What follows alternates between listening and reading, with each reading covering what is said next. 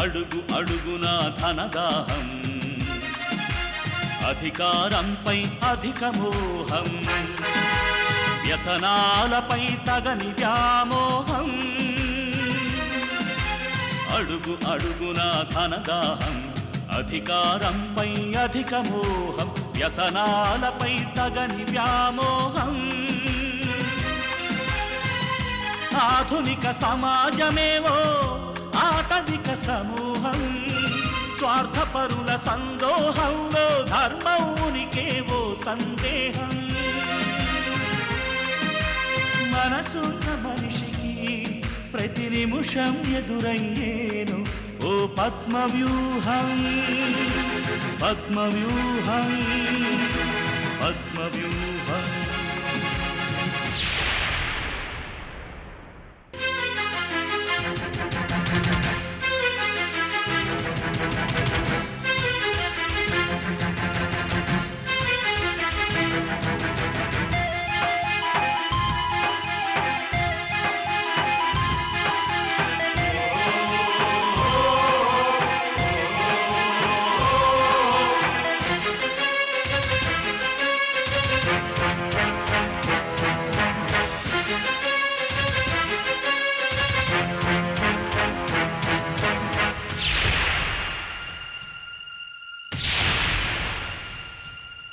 ప్రతి కదలిక వెనుక ఓ లాభానికై చింత, అవసరం లేకుంటే అరక్షణమైన నిలువరు నీ చెంత. ప్రతి కదలిక వెనుక ఓ లాభానికై చింత, అవసరం లేకుంటే అరక్షణమైన నిలువరు నీ చెంత. ఇది కన్నీటినే వేలం వేసే కసాయి సంత, ఇది కన్నీటినే వేలం వేసే కసాయి సంత. విలువలకై వెతుకులాగా నేడొక పెద్ద వింత, విలువలకై వెతుకులాగా నేడొక పెద్ద వింత. తాడిని తన్నేవాడు ఒకడుంటే వాడి తల తన్నేవాడు ఇంకొకడుంటాడని బహుశా మర్చిపోయి ఉంటావు, అందుకే తప్పులో కాలేశావు. ఏమంటావు Sridevi? You are right sir.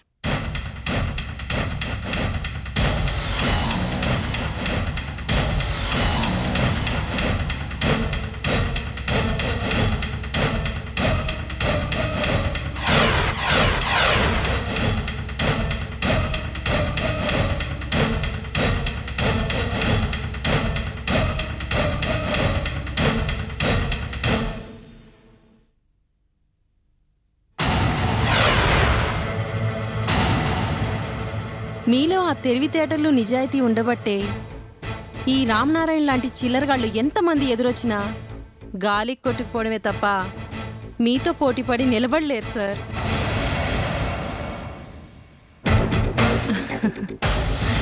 You devil, నిన్నటి వరకు నా డబ్బు తిని నన్ను మోసం చేస్తావా? ఊరికే అరవకు. Equation is very simple. నువ్వు ప్రమోషన్ ఇస్తానంటే నువ్వు చెప్పినట్టు నీకు సాయం చేసింది, నేను 10 లక్షలు ఇస్తానంటే నేను చెప్పినట్టు నాకు సాయం చేసింది. మరో విషయం, ఇది శ్రీనాథ్ ఆడిన డబుల్ గేమ్ కాదు, టిట్ ఫర్ టాట్ అని నువ్వు చేసిన నీచమైన పనికి నేనిచ్చిన షాక్ ట్రీట్మెంట్. ఎలా ఉంది? నన్ను ఇంత మోసం చేసిన నిన్ను బ్రతకనివ్వను. ఆగా! ఆడపిల్ల మీద ప్రతాపం చూపించడం మగతనం అనిపించుకోదు రామ్నారాయణ. ఇక నుంచైనా నీతిగా నిజాయితీగా ధైర్యంగా తలెత్తుకు తిరిగే మగాడిలా ప్రవర్తించడం నేర్చుకో. జాగ్రత్త.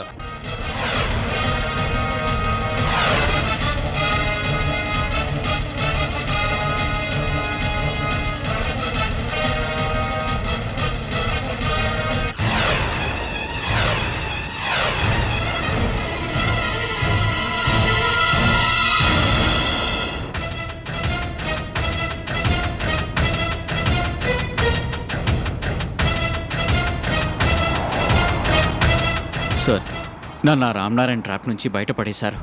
లేకపోతే జీవితాంతం మనశ్శాంతి లేకుండా ఇలాగే తప్పుడు పనులు చేస్తూ బతకాల్సి వచ్చేది. మీరు చేసిన ఈ సాయం నేను ఎప్పటికీ మర్చిపోలేను సార్. నో నేను చేసింది సాయం కాదు శ్రీనాథ్. నా బాధ్యత నేను నిర్వర్తించాను అంతే. సార్, అవును, ఉద్యోగుల శ్రమ తెలివితేటలు ఉపయోగించుకొని కోట్లు సంపాదించడమే కాదు, మమ్మల్ని నమ్ముకున్న వాళ్ళ గురించి ఆలోచించాల్సిన బాధ్యత కూడా మాకుంది. ఇప్పుడు నేను చేసిన పని అదే. అదే సార్ మీ గొప్పతనం. ఇలాంటి విషయాల్లో అనుమానాలకి అపార్థాలకి ఎక్కువ అవకాశం ఉంటుంది. కానీ మీరు నా మీద పూర్తి నమ్మకం ఉంచారు. నేను చెప్పింది అర్థం చేసుకున్నారు. నన్ను ఒక పెద్ద ప్రమాదం నుంచి బయటపడేశారు. ఇవన్నీ చాలా వరకు మనిషి నైతిక విలువల మీద ఆధారపడి ఉంటాయి శ్రీనాథ్. నీ ప్లేస్లో మరొకరుండుంటే రామ్నారాయణ్ ఇచ్చిన డబ్బుకు ఆశపడి ఆ గ్రూప్లో జాయిన్ అయ్యే అవకాశాలున్నాయి.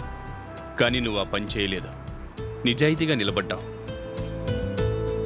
ఏదీ దాచకుండా జరిగిందేంటో మొత్తం నాకు వివరంగా చెప్పావు.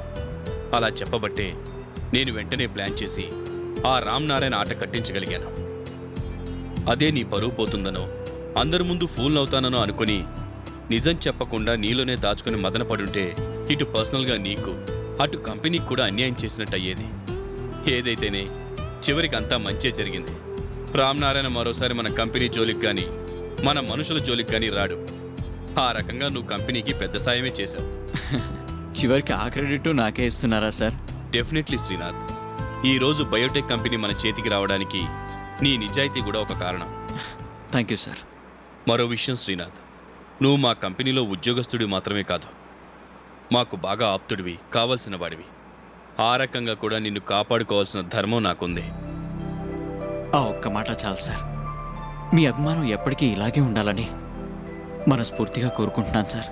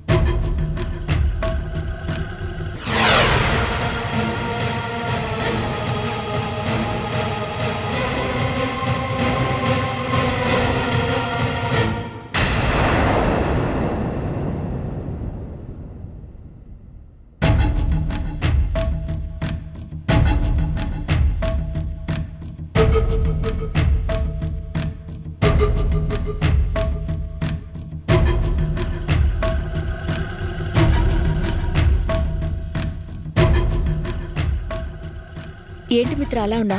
ఏమైంది? అబ్బే ఏమీ లేదమ్మా. ఏమీ లేకపోవడం ఏంటి? ఒకసారి అద్దంలో మొహం చూసుకో, నీకే అర్థమవుతుంది. ఓ అదా, అనుకోకుండా రోడ్డు మీద యాక్సిడెంట్ అవ్వటం, హాస్పిటల్, అక్కడ టెన్షన్, బాగా టయర్డ్ అయిపోయానమ్మా. అంతే కదా, మరేం లేదు కదా? ఆ, అంతేనమ్మా. థ్యాంక్ గాడ్, అతనికేం కాలేదు కదా? రక్తం చూసి చాలా కంగారు పడిపోయాను. దేవుడి దయవల్ల పెద్ద దెబ్బలేం తగలేదట. ఆ, నిజంగా తగిలి అనుకోంది ఏదన్నా జరుగుంటే ఈ పాటికి జైల్లో ఉండేదాన్ని. ఇంతకీ అతన్ని డిశ్చార్జ్ చేసేశారా? అక్కడే ఉన్నాడా? లేదమ్మా, డిశ్చార్జ్ చేసేశారు. ఏమిటో మిత్ర, ఒక్కోసారి మనం ఎంత జాగ్రత్తగా ఉన్నా ఇలాంటివి జరుగుతూనే ఉంటాయి.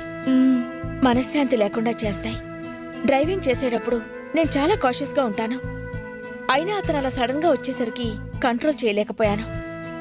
టైం బాగుండబట్టి అతనికేం కాలేదు కాబట్టి సరిపోయింది, కానీ లేదంటే జరిగిన దానికి జీవితాంతం బాధపడాల్సి వచ్చేది. బాధపడకమ్మా. జరిగిందంటూ నీ తప్పేమీ లేదు. తప్పంతా అతందే. దానికి నువ్వేం చేస్తావు? అవుననుకో, చిన్నదైనా పెద్దదైనా దెబ్బ దెబ్బే కదా. సూర్య అతని మందుల కోసం ఖర్చుల కోసం 5,000 ఇచ్చానని చెప్పాడు. అతను ఎక్కడుంటాడో తెలిస్తే మనం కూడా ఓసారి వెళ్ళి పలకరించొద్దాం. ఇంకా ఏదన్నా సాయం కావాలంటే చేద్దాం.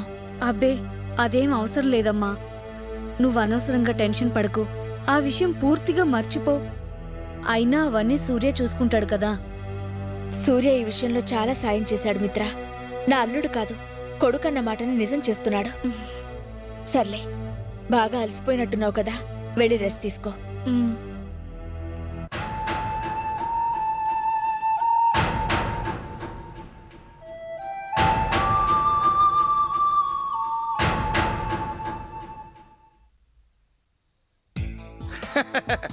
అరే మిత్రా మేడంకి నువ్వు కిరాయి మొగుడు పోస్ట్లో అపాయింట్ అయినప్పటి నుంచి మేము చాలా హ్యాపీ సార్.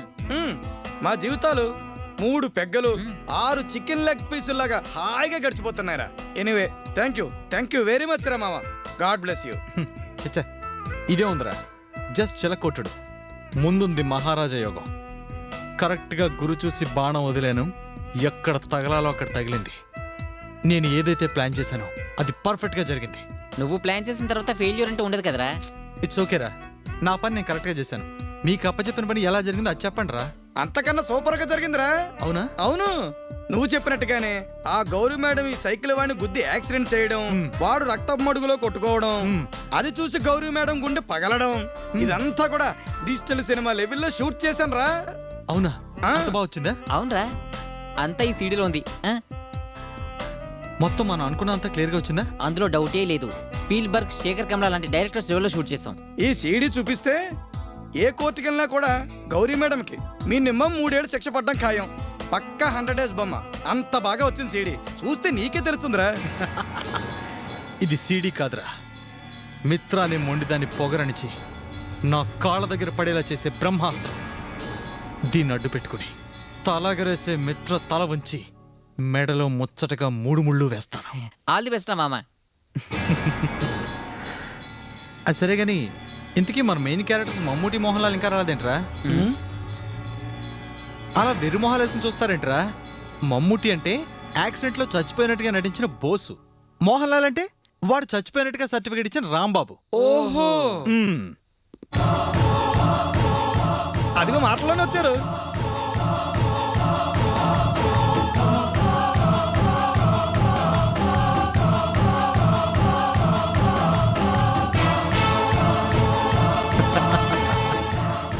సైకిల్ వాడి గటపలో కావాలనే కారును గుద్ది యాక్సిడెంట్లో నిజంగానే చచ్చిపోయినట్టు అద్భుతంగా నటించిన మై డియర్ బోసు, కమాన్, ఈ విస్కీ గ్లాస్తో ఇదే నీకు red carpet welcome. Have it.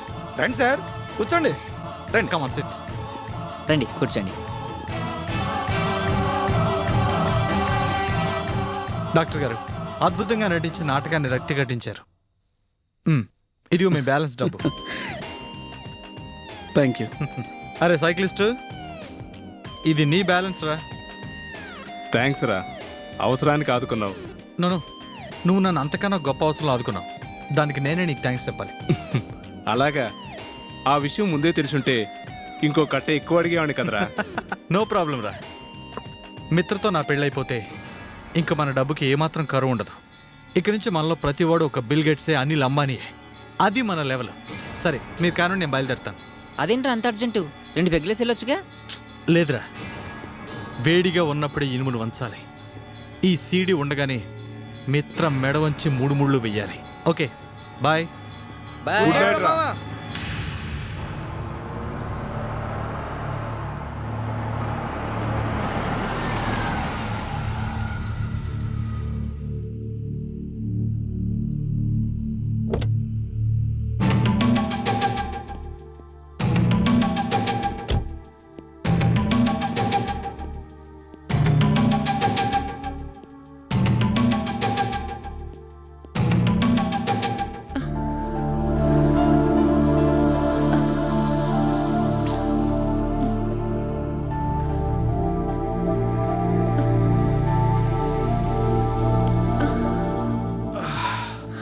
వచ్చేసావా సూర్య?